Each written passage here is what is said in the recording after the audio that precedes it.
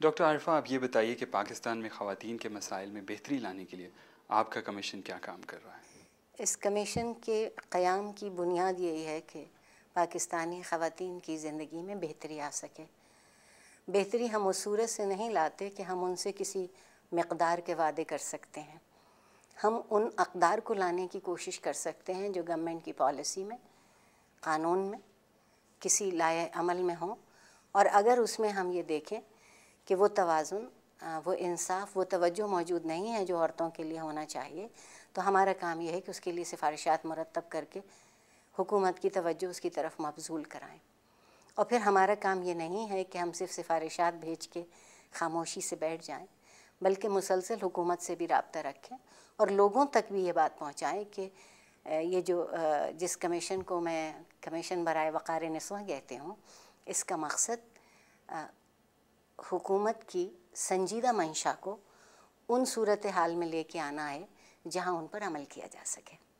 Doctor साहबा, आपने बात की कि कमीशन का काम ना सिर्फ सिफारिशात हैं बल्कि उसके साथ साथ उनको फॉलो अप करना भी है, हुकूमत पे ये दबाव डालना कि इन सिफारिशात पे कोई अमल भी हो। थोड़ा सा माजी की तरफ चलते हैं।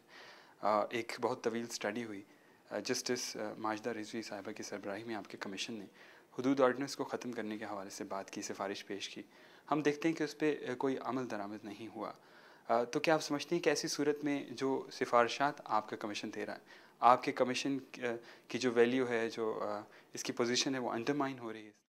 हमारे यहाँ एक गलतफहमी इसके मुताल्लिक़ ये है कि जब आप ये कहते हैं कि हुदूद ऑर्डिनेंस की तनसीख कर दी जाए तो लोग समझते हैं कि हम उस जुर्म की सज़ा की तनसीख की बात कर रहे हैं। हालांकि ऐसा नहीं है।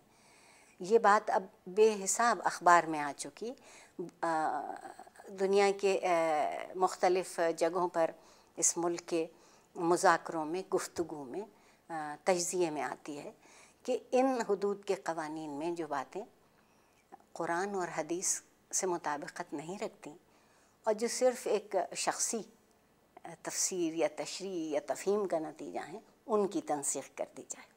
दूसरा सवाल हमारा ये है, और जो मैं समझती हूँ कि हर होशमंद आदमी का इस मुल्क में नज़रिया है, वो ये है कि बजाय इसके कि हम बहुत से क़वानीन रखें, बेहतर ये है कि इसको पाकिस्तान पीनल कोड में शामिल कर दिया जाए और वहाँ अगर किसी तरमीम की या तनसीख की या इजाफ़े की ज़रूरत है तो उसको कर दिया जाए। बात उलझी हुई नहीं है।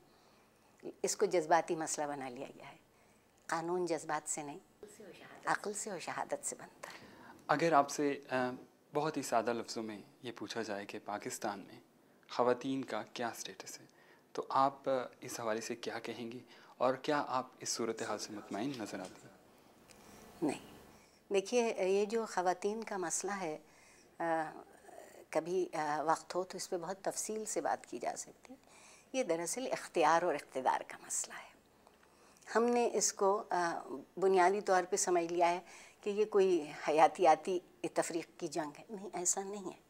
बहैसियत सिनफ़ दोनों बराबर हैं, ज़िम्मेदारियाँ अपनी जगह हैं, और पाकिस्तान में ख़वातीन की सूरत हाल बेहतर हो रही है, बेहतर होने की तरफ कदम बढ़ रहे हैं।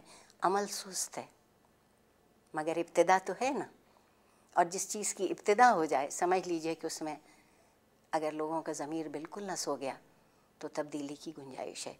और इस हुकूमत को दाद दीजिए, इस बात की दाद दीजिए कि वाहिद मुल्क है जिसमें कौमी कमीशन भी है ख़वातीन के लिए, एक बाकायदा वजारत भी है ख़वातीन के लिए, और इन दोनों का काम ख़वातीन के लिए काम करना है। कमीशन का काम सिफारिशाती हैसियत का है, और जबकि वजारत का काम उस पर अमल दरामद और उसकी कानून साजी में वो शामिल है। इसलिए पाकिस्तान में ख़वातीन की वो सूरत नहीं है जो शायरी में कहीं नज़र आती है। ये बिल्कुल उसी तरह से बड़ी हद तक पिसी हुई और पसमानदा है जो इख्तियार के मामले में होता है। और दूसरी एक बात और भी है कि जब तक आपके यहाँ से जागीरदाराना जहनीत ख़त्म नहीं होगी, इख्तियार का ये तसव्वुर भी ख़त्म नहीं होगा। ये मामला रवैयों के बदलने की बात है, और अभी तक दुनिया में कोई क़ानून ऐसा नहीं बना जो रवैये बदल सके। रवैये क़ानून को बदलते हैं। एक रवैयों में तब्दीली शुरू हुई है, एक एहसास की बुनियाद हुई है। मेरे लिए बात बहुत पुरुम्मीद है, इत्मीनान दूर की चीज़ है। कारोकारी और गैरत के नाम पे कत्ल के हवाले से हम देखते हैं कि कानून साजी की गई है, लेकिन अगर आप देखिए तो ऐसे वाक़यात रोज़ाना सामने आते हैं। आप इस हवाले से क्या कहना चाहेंगे? जब ख़वातीन की बात आती है तो पाकिस्तान के दस्तूर में कोई तफरीक नहीं है, शरीयत में कोई नाइंसाफ़ी नहीं है, मगर जब ख़वातीन की बात आती है तो सिर्फ़ एक चीज़ सबसे ज़्यादा असर रखती है, वो है रस्म और रिवाज। हमारी रस्म ये कहती है लेकिन आप देखिए कि इस कानून का बन जाना बज़ात ख़ुद एक बहुत बड़ी अखलाक़ी और नफ्सियाती क़ुव्वत बनता है। आप ये भी देख लें कि कारोकारी पे और ऑनर किलिंग पर, जिसको आप कह रहे हैं गैरत के नाम पे जो कत्ल हो रहे हैं, शायद उसमें कमी आएगी। आपने अभी देखा होगा कि वनी की सूरत में कमसिन लड़कियों ने आवाज़ उठाई, ख़ुद सुप्रीम कोर्ट ने उस पर अपनी तवज्जो मबजूल की। तो ये एक बहुत बड़ी तब्दीली है। एक दिन में इनकलाब नहीं आता, एक दिन में नहीं आता, उसके लिए थोड़ा सा इंतज़ार करना पड़ता है। और फिर कहूँगी मुसलसल जागते रहना है। अगर बीच में पलक झपक गई तो वही लम्हा शिकस्त का भी हो सकता है। डॉक्टर साहिबा, इस वक्त आपका कमीशन किन सिफारिशात पर काम कर रहा है? हम शायद पहले भी मैं इनका बहुत दफ़ा ज़िक्र कर चुकी हूँ। हम विरासत के उसूल पे बात कर रहे हैं, कानून शहादत पर बात कर रहे हैं। हम जो नफ्सियाती दबाव के तहत ख़वातीन बहुत ज़्यादा नशा आवर दवाओं की शिकार हो जाती हैं या नशा आवर दवाओं के कारोबार में उलझ जाती हैं, हम उसकी बात करना चाहते हैं। ये जो कुरान से शादी का एक तसव्वुर है हमारे एक सूबे में, उसकी बात, उस पर एक हम तहक़ीक़ कर रहे हैं। एक तहक़ीक़ हम ये भी करना चाहते हैं कि काम करने के माहौल में जब माश के लिए औरत बाहर निकलती है तो ख़ास तौर पर इस हवाले से हम देख रहे हैं कि जो निजी तालीमी इदारे हैं उनमें ख़वातीन के काम करने की सूरत हाल और माहौल क्या है।